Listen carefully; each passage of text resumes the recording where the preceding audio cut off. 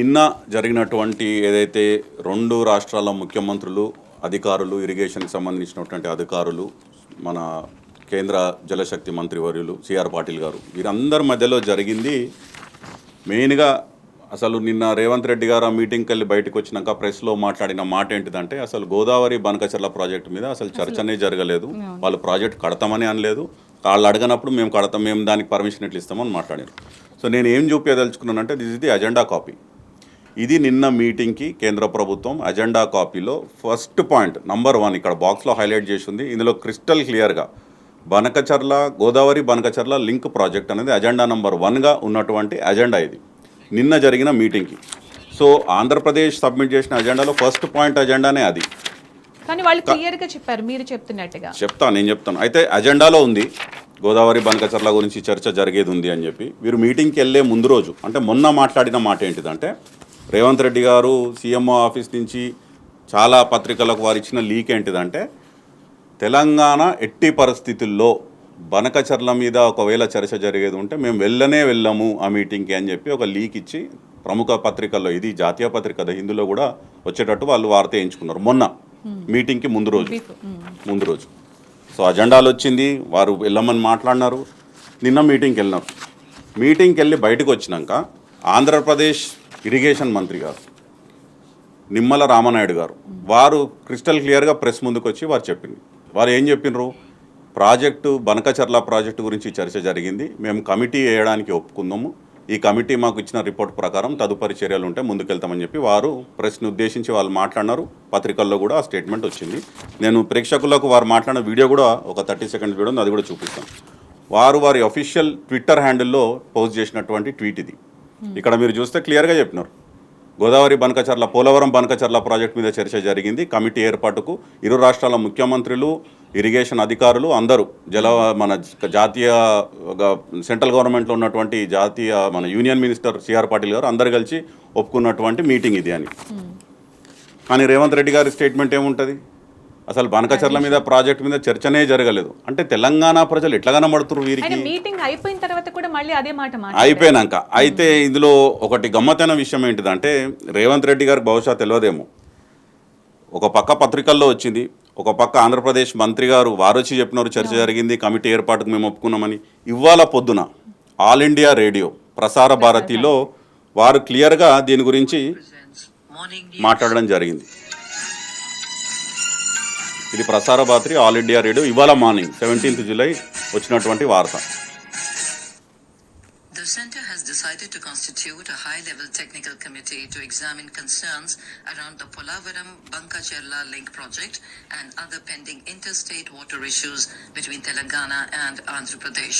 The move follows a high-level meeting chaired by Union Jal Shakti Minister C.R. Patil with both Chief Ministers N. Chandrababu Naidu of Andhra Pradesh and A. Revanth Reddy of Telangana in New Delhi yesterday. The Jal Shakti Ministry said the committee, comprising senior officials and technical experts from both states and the centre, will collaborate. So ఇప్పుడు ఏం చెప్తున్నారండి, కేంద్ర ప్రభుత్వం అజెండాలో ఉంది. Meeting జరిగినాక AP మంత్రి చెప్పినారు, కేంద్ర ప్రభుత్వం ఇలా మార్నింగ్ ఆల్ ఇండియా రేడియో ప్రసార భారతిలో క్రిస్టల్ క్లియర్గా ఇరు రాష్ట్రాల ముఖ్యమంత్రి పేర్లతో పాటు పోలవరం బనకచర్ల ప్రాజెక్టుకు సంబంధించి కమిటీ ఏర్పాటుకు ఒప్పందం జరిగింది అని చెప్పి వారు కూడా ప్రసారం చేయడం జరిగింది. అంటే తెలంగాణ ప్రజలు అమాయకులు అనుకుంటుండా రేవంత్ రెడ్డి గారు అంటే ఎన్నికలకు ముందు అడ్డగోలుగా హామీలు కూడా ఇదే విధంగా ఇచ్చి ఎట్లా గదనెక్కిరో మనం చూసినాం, మన అనుభవంలో ఉంది, ప్రజల అనుభవంలో ఉంది. రేపే ఇవాళ 2000 రూపాయలు మీకు పెన్షన్లు వస్తున్నాయి, కాంగ్రెస్కి గెలిపియండి, డిసెంబర్ 9న వచ్చే నెలనే మీకు 4000 చేస్తా అన్నాడు అని 20 నెలలు అయింది.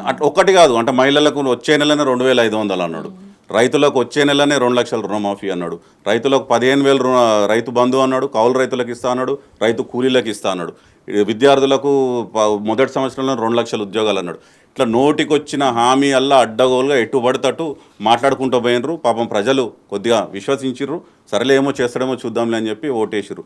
కానీ ఈరోజు తెలంగాణ ప్రయోజనాలు తాకట్టు పెట్టి అంటే తెలంగాణ ప్రజలకి తెలివి లేదనుకుంటున్నాడా లేకపోతే అవగాహన ఉండదు అనుకుంటున్నాడా, ఆయన ఏది చెప్తుంది నమ్ముతారు అనుకుంటున్నారా?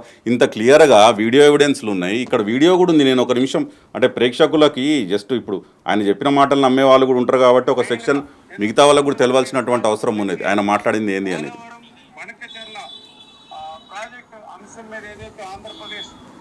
అనేటువంటి అంశం మీద, అదేవిధంగా తెలంగాణ రాష్ట్రం కృష్ణా గోదావరికి సంబంధించినటువంటి ఏవైతే రేజ్ చేసిన ఇష్యూస్ ఏవైతే ఉన్నాయో ఇవి రెండు కూడా టెక్నికల్ ఇష్యూస్ అన్ని కూడా ఇన్వాల్వ్ అయి ఉన్నాయి కాబట్టి వారు క్రిస్టల్ క్లియర్గా చెప్పినారు, పోలవరం బనకచర్ల ప్రాజెక్ట్ మీద కమిటీ ఏర్పాటు చేయడానికి మేము ఒప్పుకున్నాము.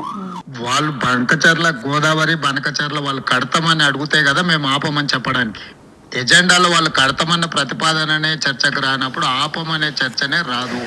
సో ఇప్పుడు అజెండా అన్నాడు, మేము అజెండా కాపీ చూపించినాము. అలా పాయింట్ నెంబర్ 1 పోలవరం మన బనకచర్ల ప్రాజెక్ట్ లింక్ ప్రాజెక్ట్ గురించి చర్చ. మీటింగ్ తర్వాత ఏపీ మంత్రి గారు ఏం మాట్లాడినరో విన్నారు, ప్రెస్కి ఏం స్టేట్మెంట్ ఇచ్చారో చూసినారు.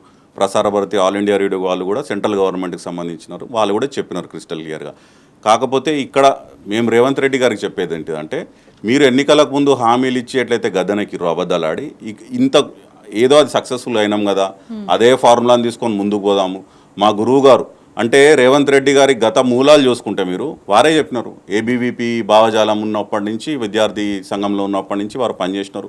సో అటు బీజేపీ మూలాలు కానీ, తర్వాత వారి గురువు చంద్రబాబు నాయుడు గారి పార్టీలో ఈయనకు అవకాశాలు రావడం, అక్కడ ఎమ్మెల్యేగా గెలవడం, తర్వాత ఓటుకు నేటు కేసులో ఇద్దరు కలిసి చేసినటువంటి తతంగంగా ఆడియో వీడియో ఎవిడెన్సెస్తో పాటు ప్రజలందరూ చూసినారు.